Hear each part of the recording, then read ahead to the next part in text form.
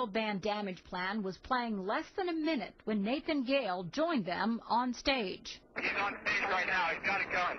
I heard at least 3 gunshots. Okay, now there's 2 people shot. When the first bullets hit the lead guitarist, most fans thought it was part of the act, then realized it was horribly real. All I know is his name is Dimebag Darrell. He's got a gun to somebody's head. We need to get out. Ma'am, get out of the building. Get out of the building. I can't. I'm just... Sit down on the ground, okay? Hey, get out of the line of fire, okay? Well, I'm out of the building now. As patrons scattered, caller Brian Krasicki spotted a police officer armed with a 12-gauge shotgun. I think the top button shot him. I'm not sure. Holy. United States, a gunman has opened fire at a rock concert, killing the band's guitarist. 3 other people were also shot dead before the gunman was killed by a police officer. North America correspondent Lisa Miller. The heavy metal band Damage Plan had only just begun playing at the crowded nightclub when the gunman leapt onto the stage, shooting at the musicians and into the crowd. First song or two, somebody came, I don't know where they came from, out of the audience or whatnot, but they come onto stage and they basically, he shot the guitarist at first. Confused fans initially thought it was part of the show. Guitarist Darrell Abbott was shot at close range several times. The gunman then turned on the crowd, killing 3 others before being shot dead by a police officer.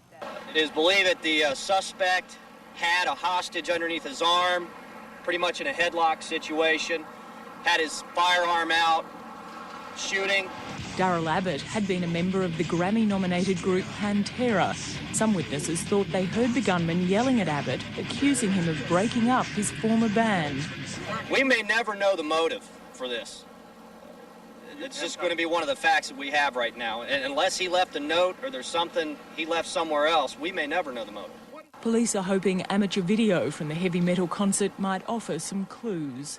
Lisa Miller, ABC.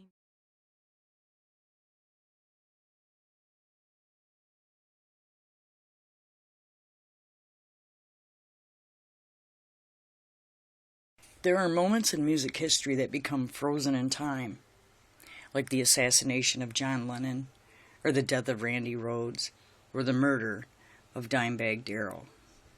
For metal fans, December 8th, 2004 isn't simply remembered as the night of one of the world's greatest guitarists was taken away. It's remembered because everything happened in mere seconds. The chaos was overwhelming, and the grief was immediate.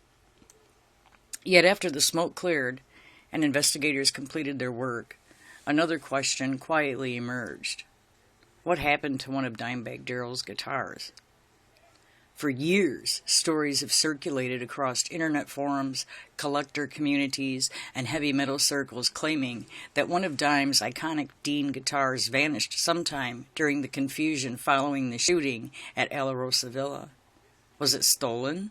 Misplaced? Recovered and never publicly documented? Or is the entire story nothing more than a legend created from fragmented memories? Well, tonight we're separating documented fact from decades of rumors as we explore one of heavy metal's most enduring mysteries. Chapter 1. The Shadow of Alarosa Villa. Columbus, Ohio, December 8th, 2004. Damage Plan had only begun playing when a disturbed gunman rushed the stage. Within seconds, gunfire echoed throughout Alarosa Villa, and Dimebag Darrell was killed almost instantly. 3 others also lost their lives attempting to protect him or stop the attacker before responding police officers ended the assault. Everything afterward unfolded in absolute confusion. Fans scrambled for exits. Crew members rushed toward the stage. Emergency personnel flooded the building. Police transformed a nightclub into an active homicide scene. In situations like these, preserving every piece of physical evidence becomes extraordinarily difficult and extremely important. The priority is saving lives, securing the scene, identifying victims, and eliminating threats. But stage equipment was everywhere. Amplifiers, microphones, road cases, pedal boards, multiple guitars, exactly when every item was removed and by whom has never been fully reconstructed in publicly available records. That uncertainty would later become the fertile ground for speculation. Chapter 2. The guitar that wasn't accounted for.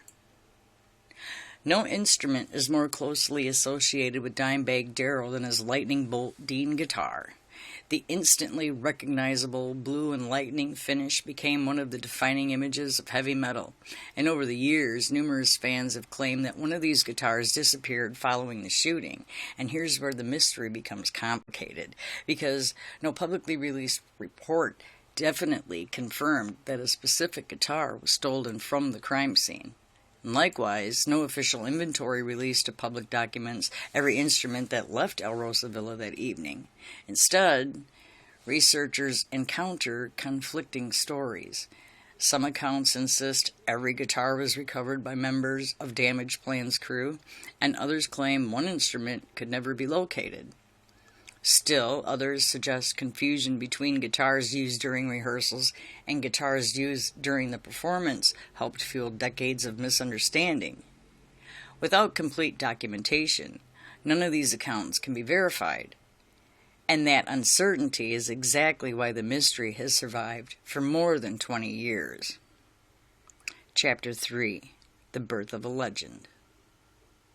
Every famous mystery follows the same pattern. One witness remembers one thing, another remembers something entirely different. Eyewitnesses can't really be reliable, and as years pass, certainty fades while stories become more dramatic. The alleged missing guitar became exactly that. Message boards filled with anonymous claims. I know who has it. It's surfaced overseas. It was sold privately. It belongs to a collector who will never reveal himself. Right? Each new rumor breathed life into the previous one, but evidence remained elusive. Collectors who specialize in authentic rock memorabilia point out that proving ownership of an instrument like Dimebag's would require extraordinary documentation, such as photographs, serial numbers, repair records, road crew verification, and without that chain of evidence, even a genuine guitar would be nearly impossible to authenticate publicly. Chapter 4. The Collector's World. The market for authentic rock memorabilia is unlike almost any other. Historic instruments regularly sell for hundreds of thousands and sometimes millions of dollars. A guitar unquestionably played by Dimebag Darrell during his final performance would represent one of the most historically significant instruments in heavy metal. That potential value naturally fuels speculation. Could someone have quietly taken advantage of the confusion? Could a priceless artifact have slipped away unnoticed?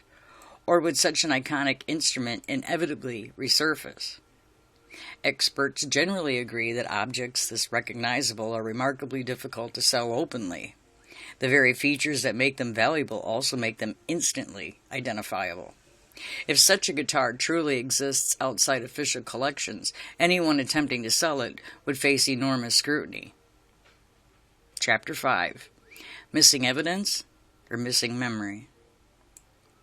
Perhaps the greatest obstacle isn't missing evidence. It's time. More than 20 years have passed. Witnesses remember different details. Some individuals involved are no longer alive. Documentation from that chaotic evening remains limited. Human memory changes.